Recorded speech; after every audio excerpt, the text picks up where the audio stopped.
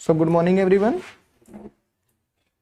Last class हमने complex number में addition, subtraction, multiplication, division, equalities of complex number and conjugate of complex number सीखा था। ठीक है, आज हम लोग कंटिन्यू करेंगे और उसी चीज को एक one by one small small topic देखते जाएंगे। ठीक है, तो हमारा फर्स्ट टॉपिक है आज का डिस्कशन का square root of complex number.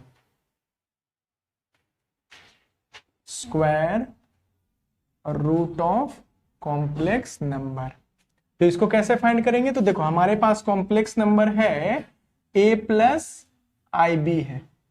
ठीक है, ये हमारा कॉम्प्लेक्स नंबर है। अब हमें इसका स्क्वायर रूट फाइंड करना है, मतलब square root of z is equal to क्या हो जाएगा? ये भी स्क्वायर रूट हो जाएगा, हाँ या ना? तो ये जो स्क्वायर रूट आएगा, तो ये जो स्क्वायर रूट आएगा, इससे जो आउटपुट निकलेगा वो कैसा दिखता होगा? सोचो तो जरा। ये भी एक कॉम्प्लेक्स नंबर दिखेगा, ये भी एक कॉम्प्लेक्स नंबर दिखेगा। और आपको पता है कॉम्प्लेक्स नंबर का फॉर्म कैसा रहता है? a प्लस आई बी या x प्लस आई वाई या p प्लस आई क्यू रहता है ना।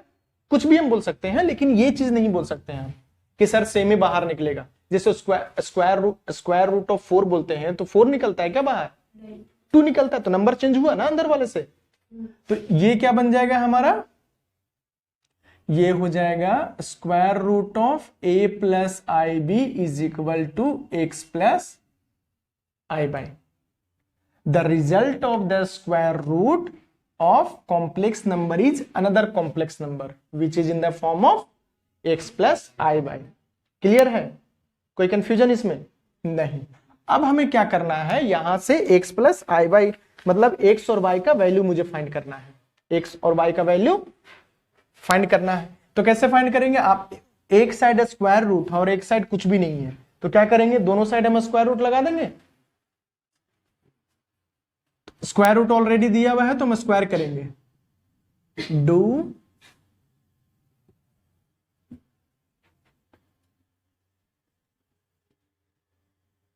Squaring both side. तो स्क्वायरिंग बोथ साइड करने से क्या मुझे मिलेगा? ये स्क्वायर रूट खत्म हो जाएगा। क्लियर है? तो स्क्वायर रूट खत्म हो गया तो क्या मिल गया? a plus i b is equal to x plus i y का होल स्क्वायर आया। चलो अब ये क्या बन जाएगा? X square a plus b का whole square is equal to a square plus B square plus 2ab। तो ये हो जाएगा x square plus i y का whole square plus 2 into x into i y. तो यहां से क्या मिल गया? X square minus y square plus i into 2xy होगा। This is equal to a plus i b. यहां से क्या कंक्लूड कर सकते हो बताओ?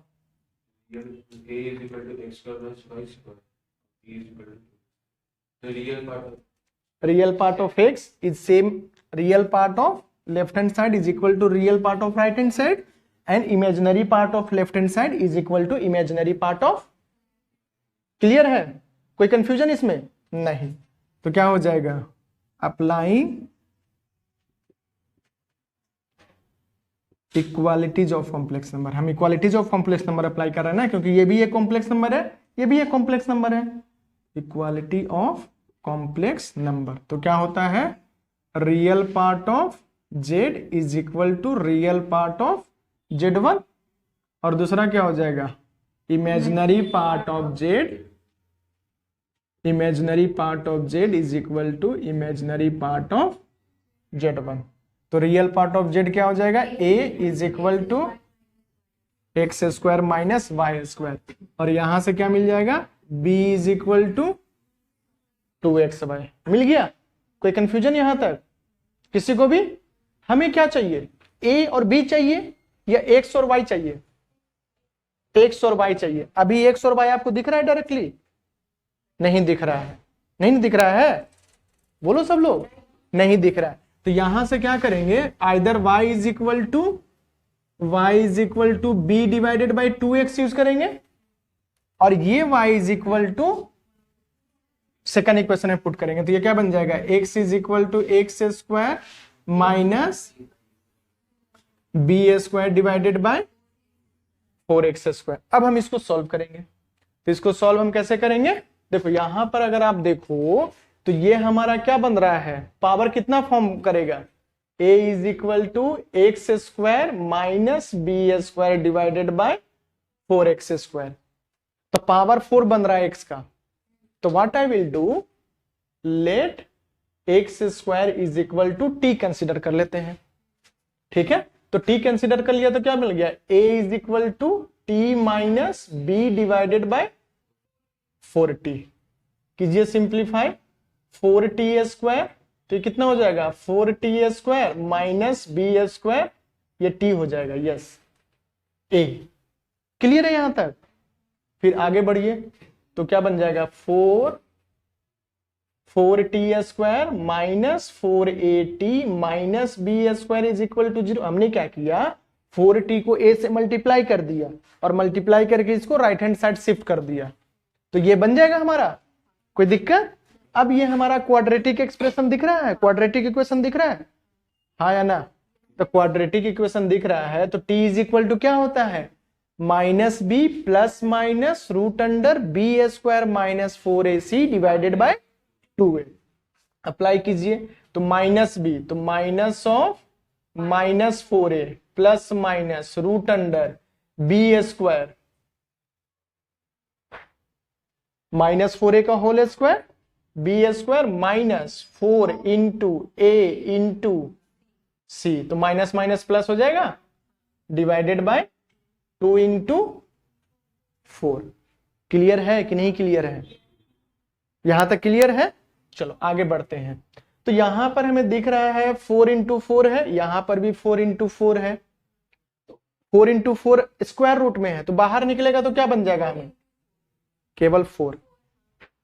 तो 4 को मैं कॉमन ले रहा हूं, क्या बचेगा, a plus minus root under a² plus b² divided by 2 into 4। 4 से 4 कैंसिल, क्या बचा, a plus minus root under a² plus b² divided by 2। यहां तक क्लियर है?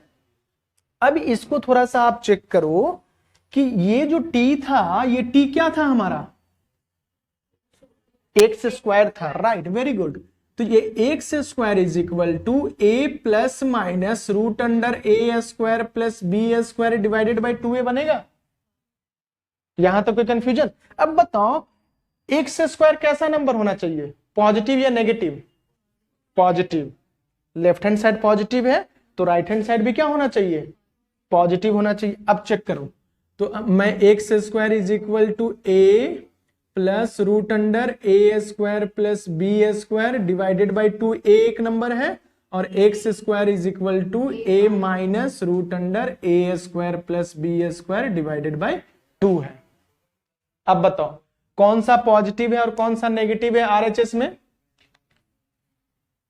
RHS में कौन सा पॉजिटिव है कौन सा नेगेटिव है? देखो a हमारा कैसा है, पॉजिटिव है, और square root of a² plus b² ये भी पॉजिटिव रहेगा। दो पॉजिटिव नंबर का एडिशन हमेशा पॉजिटिव रहेगा, डिवीजन भी करोगे तो पॉजिटिव ही रहेगा ना, क्योंकि डिवीजन तो ये तो हमेशा पॉजिटिव है। अब इस पे आ जाओ, हाँ रख दीजिए मैं। अब यहां पे देखो a माइनस स्क्वायर रूट, अब बताओ a बड़ा है कि square root of a² plus b² बड़ा है? नहीं, a square root of a² plus b बड़ा है। कैसे? ये square root of a² b² है क्या? देखो यहां पे देखो, ये हमेशा एक हाइपोटेन्यूज का काम करेगा ना, ये a, b है, तो ये क्या वैल्यू हो जाएगा? अब बताओ जो हमारा हाइपोटेन्यूज है वो साइड से बड़ा होता है कि साइड से छोटा होता है या साइड के बराबर होता है? हमेशा बड़ा होगा। तो ये नेगेटिव में दिया हुआ है, तो a माइनस a मतलब बेस माइनस हाइपोटेन्यूज पॉजिटिव होगा कि नेगेटिव होगा? नेगेटिव होगा, और नेगेटिव को डिवाइडेड बाय 2 करेंगे तो नेगेटिव होगा। तो x² इधर पॉजिटिव है इधर नेगेटिव है, तो ये हमारा काम करेगा? ये हमारा काम नहीं करेंगे। तो यहां से हमारा एक x² का वैल्यू खत्म। क्लियर? कोई कंफ्यूजन इसमें? अब यहां पर हमको एक्स स्क्वायर का वैल्यू मिल गया a plus square root of A square plus B square divided by 2। अब यहां से x का 2 वैल्यू आएगा, x का 2 वैल्यू। अरे बोलो ना हाँ या ना। अरे देखो ना, ये हम क्या लिखेंगे, x is equal to plus minus a plus square root of A square plus B square divided by 2 लिखेंगे। यहां पर इसको पॉजिटिव लिख दो। अब x का वैल्यू यहां से आ गया, तो यहां पर x का वैल्यू हम पुट कर देंगे तो y का भी वैल्यू आ जाएगा। कोई confusion? b divided bye 2x नहीं, हाँ वो ठीक है, वो कैंसिल हो जाए। क्लियर है कि नहीं क्लियर है? हैं? समझ में आया कैसे करना है सॉल्व? जो कोई कंफ्यूजन इसमें नहीं। तो अगर आप देखो तो यहां पर आपको कितना x और y का वैल्यू आएगा, 2 आएगा। एक बार पॉजिटिव अप्लाई करेंगे तो पॉजिटिव आ जाएगा, एक बार नेगेटिव अप्लाई करेंगे तो नेगेटिव आ जाएगा। पॉइंट क्लियर है? कोई कंफ्यूजन इसमें? कॉपी कीजिए तो इसको।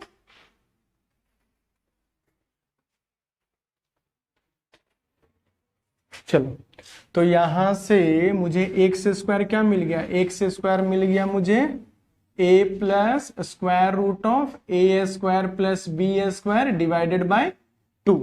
अगर मैं तो y is equal to b divided by 2x होगा। तो यहां पर मैं अगर करूं तो y square is equal to b square divided by 4x square होगा। तो b square divided by 4 into इसको मैं अप्लाई करता हूं तो ये क्या बन जाएगा, a plus square root of a plus B square divided by 2 होगा। तो इससे ये कैंसिल हो जाएगा। अरे ये स्क्वायर रूट पूरे में आएगा ना, हाँ ये पूरे में आएगा, ठीक है। तो ये 2 से 2 कैंसिल हो जाएगा तो 2 बचेगा, तो क्या बचा, b square divided by a plus square root of A square plus B square. और आपको पता क्या है, आपको पता ये है कि ये हमारा इरेशनल नंबर है। तो फर्दर क्या करेंगे, रेशनल नंबर बनाने का कोशिश करेंगे। तो रेशनलाइजेशन कीजिए। तो रेशनलाइजेशन करेंगे तो क्या मिल जाएगा हमें, a minus square root of A square plus B square, और यहां से क्या हो जाएगा, a minus square root of A square plus B square. Clear है?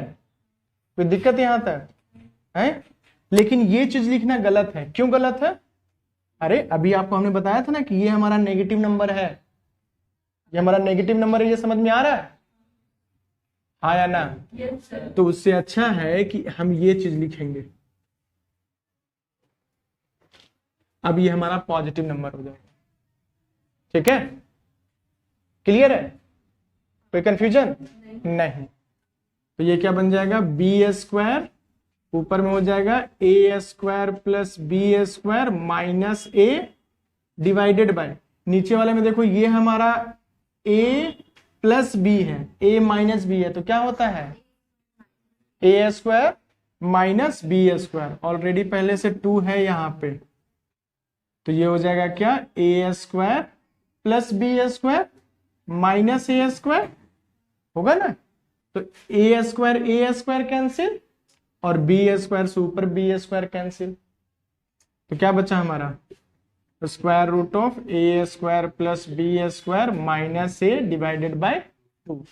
अगर आप दोनों में सिमेट्री देखो तो दोनों में कुछ सिमेट्री आपको दिखेगा, दोनों में सेम टू सेम सब कुछ दिखेगा। देखो ऐसे अगर आप देखो तो x इज इक्वल टू क्या लिखते हो, A square plus B square plus A divided by 2 X square, और वाई स्क्वायर क्या मिल जाएगा, x square plus Y square minus A divided by 2।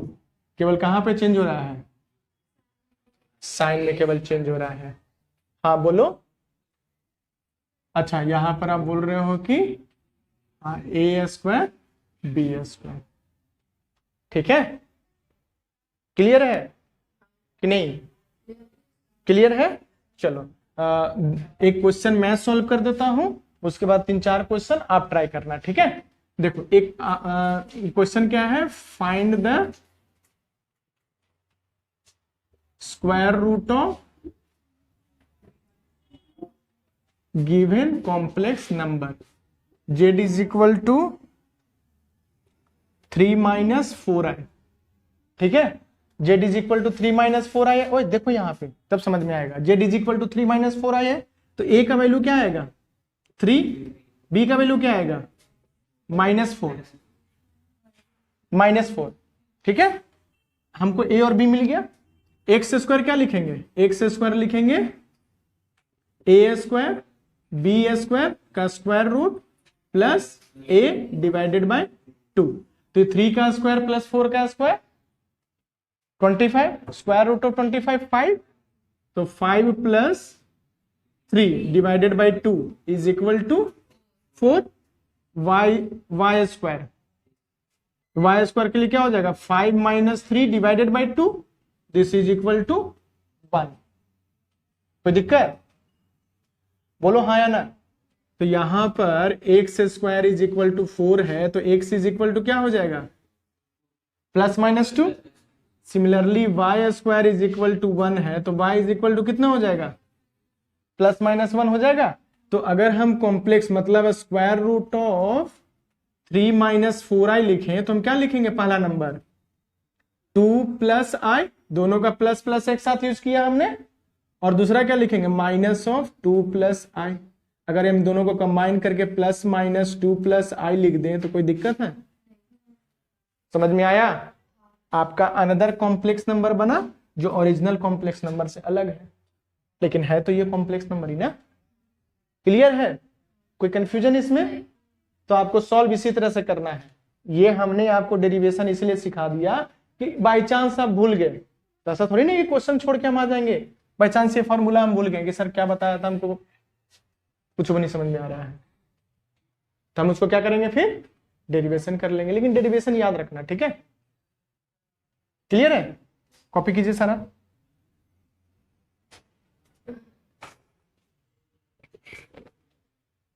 ये कुछ क्वेश्चंस हैं, हमने एक क्वेश्चन आपको सॉल्व करके दिखाया। ये 4-5 क्वेश्चन आप खुद से ट्राई कीजिए और उसके बाद चेक कीजिए कि हम फॉर्मूला अप्लाई कर पा रहे हैं कि नहीं कर पा रहे हैं, ठीक है। फिर उसके बाद 1 बाय 1 सॉल्व करते जाते हैं। देखो क्वेश्चन नंबर 2 क्या है, ये आपका दिख नहीं रहा है कि हमको स्क्वायर रूट फाइंड करना है। इवन हमको कॉम्प्लेक्स नंबर भी इसमें नहीं दिख रहा है। दिख रहा है आपको कॉम्प्लेक्स नंबर, नहीं दिख रहा है। तो पहले इसको कॉम्प्लेक्स नंबर बनाते हैं ना, तो क्या बन जाएगा 3 + 2 × 54i का पावर 1/2 मतलब स्क्वायर रूट, ठीक है। सिमिलरली ये भी हो जाएगा square root of 3 - 2 √ 54i। Clear है। अब इसको केवल पहले हम इवेल्युएट करते हैं, क्योंकि देखो अगर आप ये जो चारों क्वेश्चन आपने सॉल्व किया होगा तो आपको समझ में आ गया होगा कि x और y किस पे डिपेंड कर रहा है, a पे डिपेंड कर रहा है मैक्सिमम पार्ट, क्योंकि square root of a² + b² तो पॉजिटिव दे रहा है ना, और एक में प्लस भी आ रहा है एक में माइनस भी आ रहा है। तो जो जैसा एक्सप्रेशन ये रहेगा वैसा ही एक्सप्रेशन ये भी रहेगा, क्योंकि हमारा -b का तो कोई काम ही नहीं है, ठीक है। तो हमारा a का वैल्यू कितना आ गया 3 आ गया, b का वैल्यू कितना आ जाएगा 2 √ 54 आ जाएगा। ये 54 को हम फर्दर फैक्टराइज करते हैं तो कितना हो जाएगा 3 × 3 × 3 × 2, पेयरिंग मिल गया ना हमको 3 का, बाहर निकाल लीजिए तो 2 × 3 √6 इज इक्वल टू 6√6।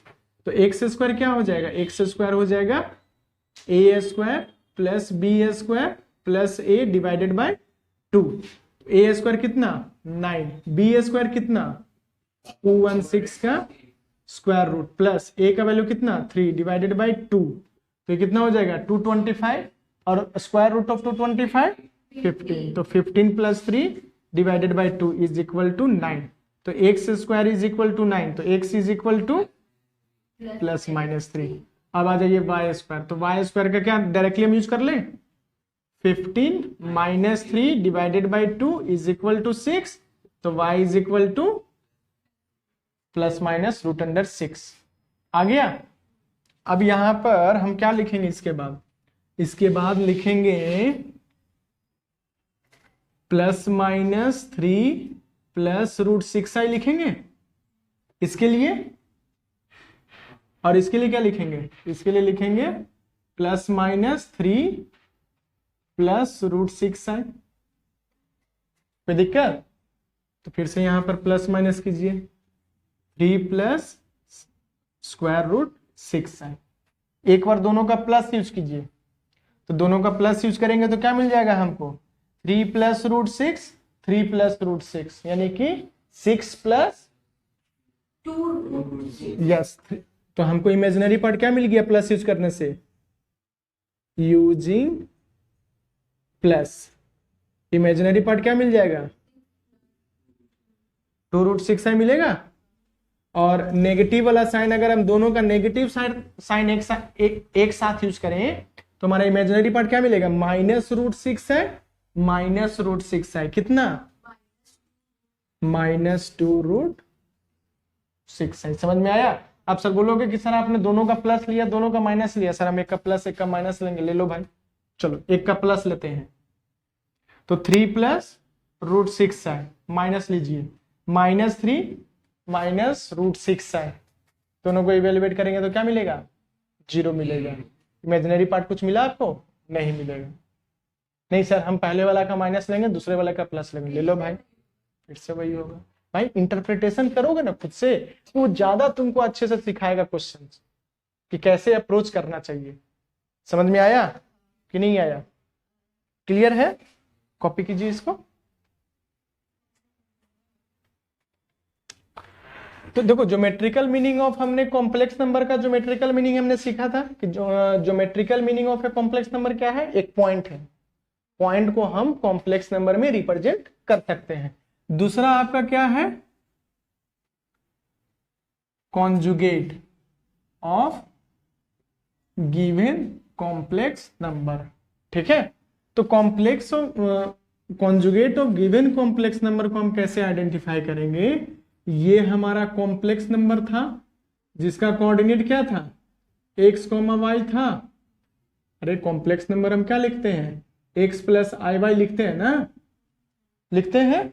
तो कॉन्जुगेट ऑफ कॉम्प्लेक्स नंबर क्या हमने सिखाया था आपको, कि जो भी i के साथ जो साइन रहेगा उसका अपोजिट साइन कर देंगे, कर देंगे। तो ये z बार से डिनोट करते हैं और इसको क्या लिखेंगे, x माइनस i, लिखते हैं x माइनस i। तो ये क्या बन जाएगा, x माइनस y बन जाएगा। अगर आप ये दोनों पॉइंट को आप कंपेयर करो तो आपको क्या दिखेगा, दोनों पॉइंट को आप कंपेयर करो तो x कोऑर्डिनेट हमारा सेम है और y कोऑर्डिनेट क्या है, एक का प्लस हो जा रहा है एक का माइनस हो जा रहा है। मतलब कि सर कुछ तो मिरर इमेज टाइप का कुछ बन रहा होगा है। तो मिरर कौन सा यूज हो रहा होगा, मिरर जैसा कौन बिहेव कर रहा होगा, एक्स एक्सिस बिहेव कर रहा होगा मिरर जैसा, है कि नहीं? मिरर जैसा कौन बिहेव कर रहा होगा, एक्स एक्सिस बिहेव कर रहा होगा। तो conjugate of a complex number क्या मिला, conjugate of a complex number is reflection about x axis. Point clear हुआ कि नहीं हुआ? क्लियर है? तो लिखिए ज्योमेट्रिकल मीनिंग ऑफ कॉन्जुगेट, लिखिए geometrical meaning of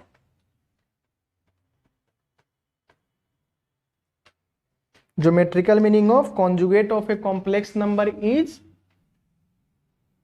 conjugate of a given complex number is taking reflection about x axis.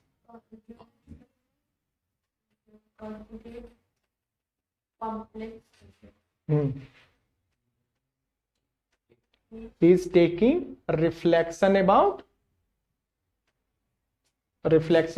x axis. Clear है?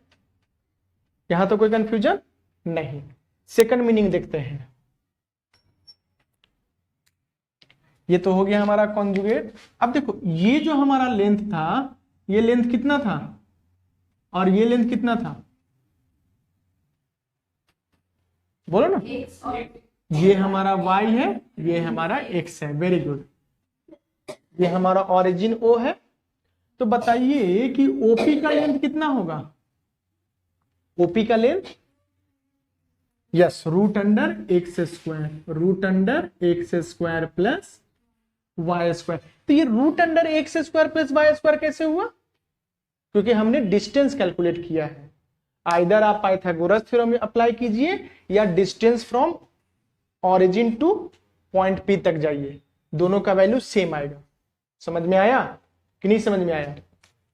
तो यहां पर सेकंड जो हमारा है वो modulus of a complex number है, मॉडुलस ऑफ कॉम्प्लेक्स नंबर। तो कॉम्प्लेक्स हमारा नंबर क्या दिया हुआ है, x प्लस आई वाई दिया हुआ है। कॉम्प्लेक्स नंबर क्या दिया हुआ है, x प्लस आई वाई। तो modulus of a complex number को इस तरह से डिनोट करते हैं, मॉड ऑफ जेड से।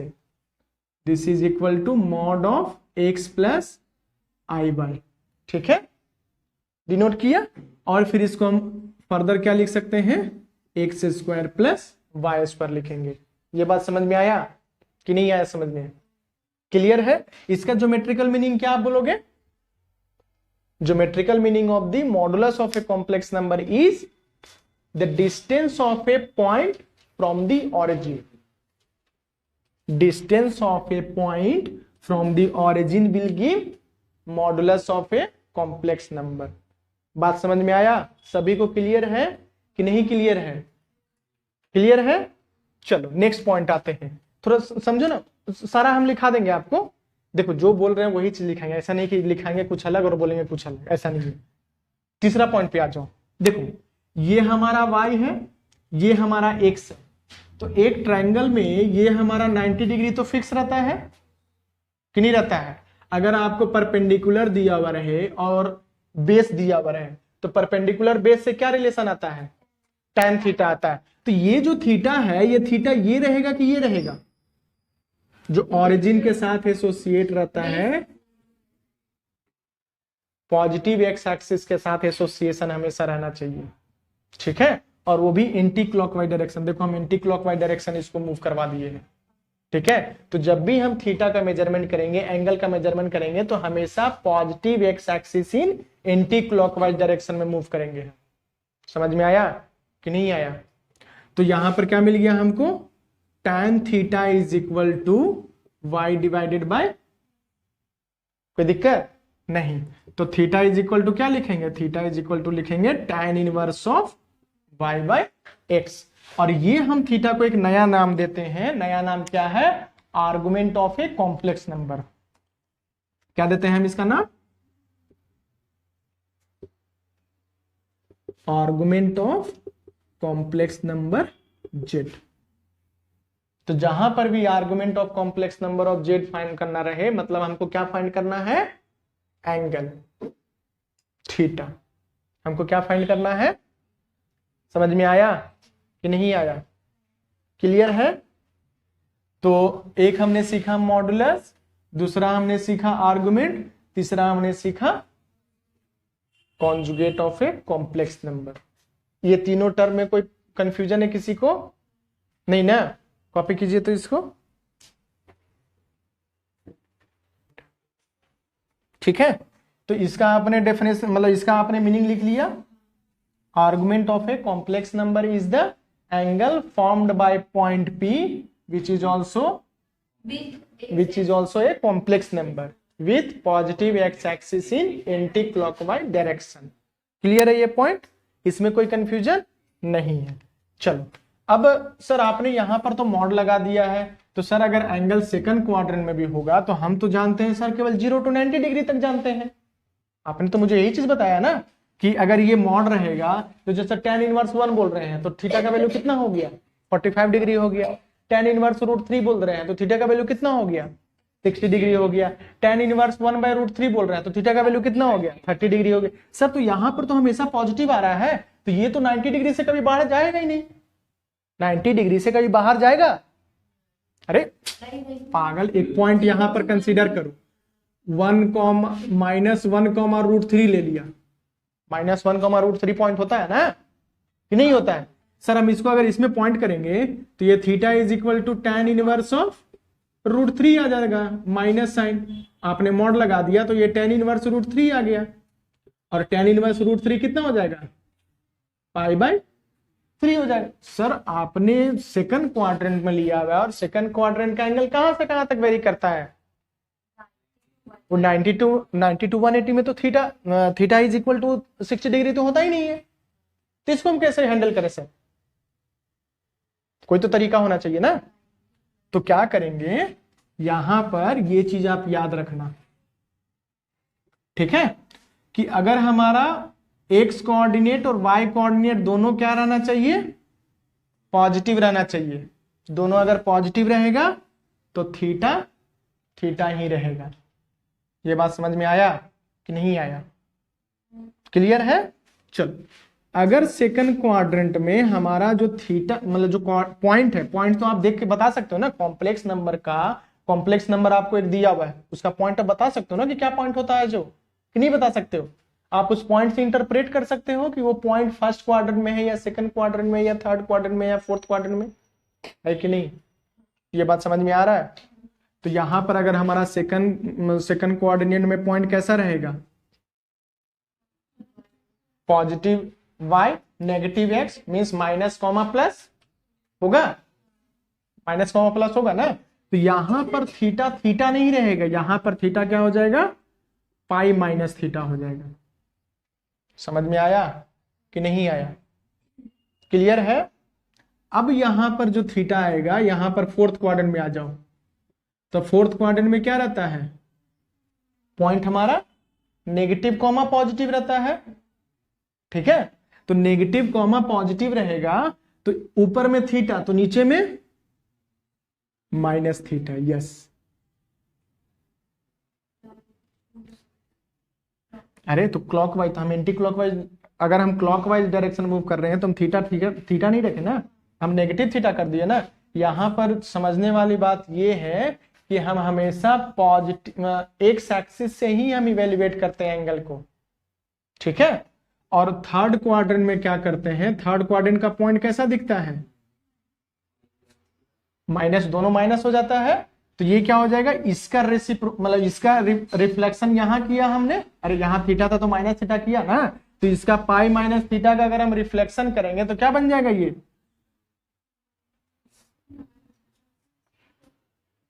Theta minus pi. देखो ना, minus of pi minus theta कर दिए, तो minus of pi minus theta क्या हो जाएगा, थीटा माइनस पाई हो जाएगा, होगा थीटा माइनस पाई। तो अगर हम नीचे की तरफ से चल रहे हैं तो एंगल कहां तक मूव कर रहा है, माइनस पाई तक, एंगल कहां तक मूव कर रहा है। और अगर हम पॉजिटिव डायरेक्शन से मूव कर रहे हैं तो एंगल कहां तक जा रहा है, पाई तक। यानी कि जो हमारा थीटा है वो कहां से कहां तक वेरी कर गया, माइनस पाई से पाई। और इसी को हम क्या बोलते हैं,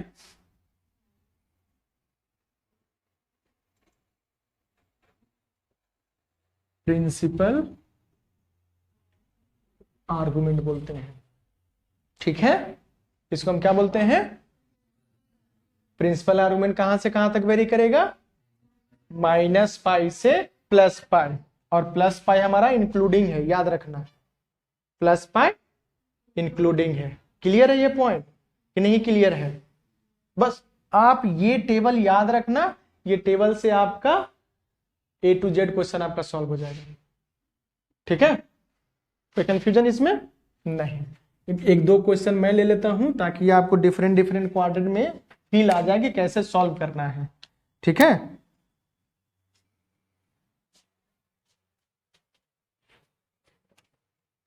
देखो, अगर हम एक कॉम्प्लेक्स नंबर लेते हैं -24 -7 आए, ठीक है। वही देखो, यहां पे देखो ना, समझ में आ जाएगा, अभी तुरंत समझ में आ जाएगा, टफ नहीं है, बस समझना है। देखो, तो ये जो पॉइंट है, ये पॉइंट कहां लाई कर रहा होगा, थर्ड क्वाड्रेंट में लाई कर रहा होगा, क्योंकि दोनों नेगेटिव हो गया ना। हमारा क्या है, x इज इक्वल टू -24 है और y इज इक्वल टू भी -24 है, दोनों सॉरी -7 है, तो दोनों का दोनों नेगेटिव हो गया। तो पहले हम tan थीटा फाइंड करेंगे, तो क्या हो जाएगा, tan inverse of 7 divided by 24, y divided by x लिखते हैं ना, तो -7 डिवाइडेड बाई -24, दोनों का दोनों माइनस कैंसिल हो गया, प्लस आ गया ना प्लस। तो अगर हम प्रिंसिपल आर्गुमेंट लिखें तो प्रिंसिपल आर्गुमेंट क्या लिखेंगे, थीटा माइनस पाई था ना, थीटा क्या है हमारा, अरे यहां पर theta lies in third quadrant है कि नहीं। तो प्रिंसिपल आर्गुमेंट क्या हो जाएगा, थीटा माइनस पाई हो जाएगा, और थीटा क्या दिया हुआ है, बोलो 7/24 माइनस पाई। अगर आप देखोगे तो 7/24 1 से बड़ा कि 1 से छोटा, 1 से छोटा, यानी कि tan इनवर्स ऑफ 1 से छोटा मतलब कितना एंगल हो गया, π/4 से छोटा, 45 से छोटा। अब सोचो 45 से छोटा -180 कर रहे हैं तो कितना आ रहा होगा, -135 से छोटा। देखो तो -135 से छोटा इसमें आ रहा है, क्योंकि ये 90 डिग्री आ गया, 90 से बड़ा हो गया ना ये। क्लियर है? तो ये जो आप देखोगे ना, आप जस्टिफाई भी खुद से कर सकते हो कि हमारा बना हुआ सही है कि गलत है। क्लियर है? तो प्रिंसिपल आर्गुमेंट समझ में आ गया, जनरल आर्गुमेंट समझ में आ गया, जनरल आर्गुमेंट समझ में आ गया। कोई कंफ्यूजन इसमें? कॉपी कीजिए तो इसको।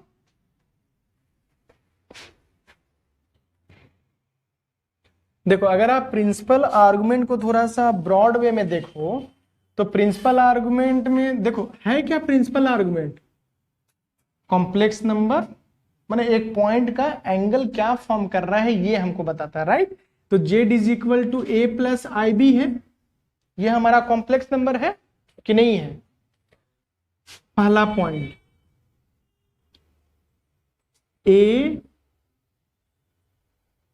a is greater than 0 and b is equal to 0। बताओ तो ये पॉइंट कहां लाई कर रहा होगा, a greater than 0 and b less than 0, sorry b equal to 0, तो ये पॉइंट कहां लाई कर रहा होगा, नहीं एक्स एक्सिस पे लाई कर रहा होगा, और वो भी पॉजिटिव एक्स एक्सिस पे लाई कर रहा होगा, है कि नहीं, कोई दिक्कत नहीं।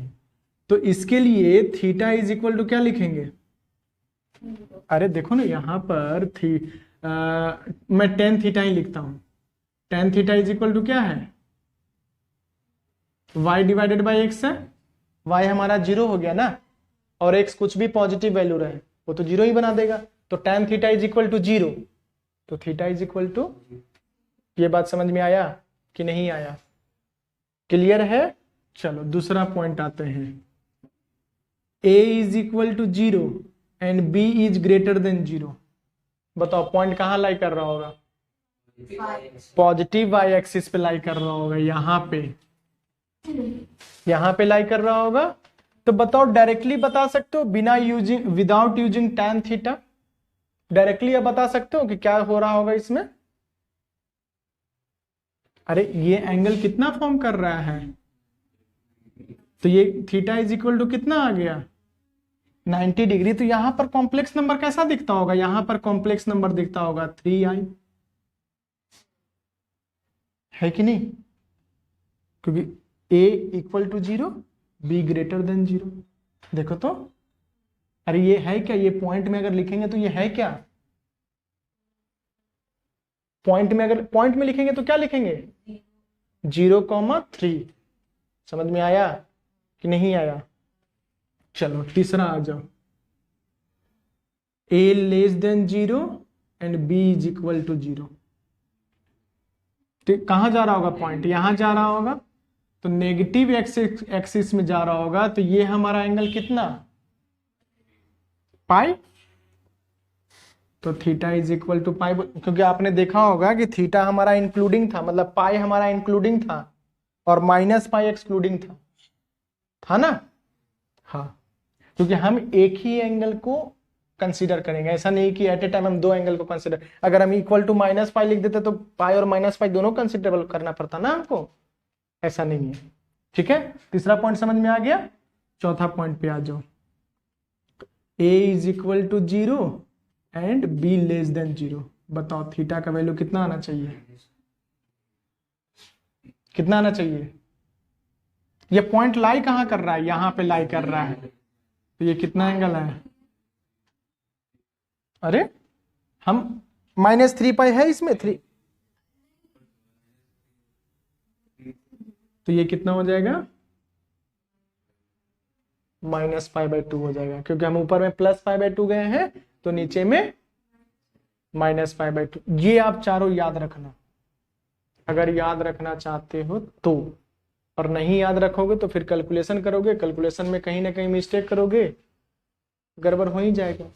ठीक है, चलो कुछ क्वेश्चन आप लोग को मैं घर से सॉल्व करने के लिए देता हूं, आप इसको ट्राई करना। तो find principal argument of z complex number.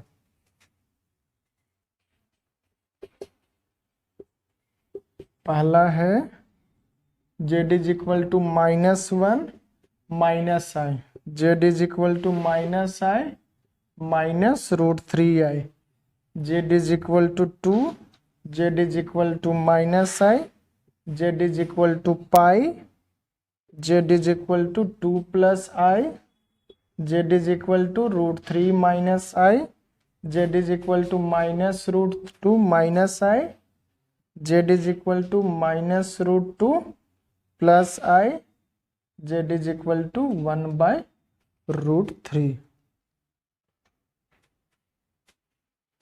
ठीक है, फिर आ जाओ नेक्स्ट, आ जाओ, ये तो उसी का ही पार्ट है। Z is equal to 3 plus 4i, z is equal to 3 minus 4i, z is equal to -3 plus 4i, z is equal to -3 minus 4i। Clear है? चलो ये आपका होमवर्क रहेगा। Thank you very much. Next class में जो भी हमने homework दिया वो डिस्कशन करके फिर आगे का कॉन्सेप्ट की तरफ मूव करेंगे। ठीक है, नेक्स्ट क्लास में हम प्रॉपर्टी पे हम ज़्यादा फोकस रहेंगे। ठीक है, मॉडुलस का क्या क्या प्रॉपर्टी होता है, आर्गुमेंट का क्या क्या प्रॉपर्टी होता है। ठीक है, क्लियर है? ओके।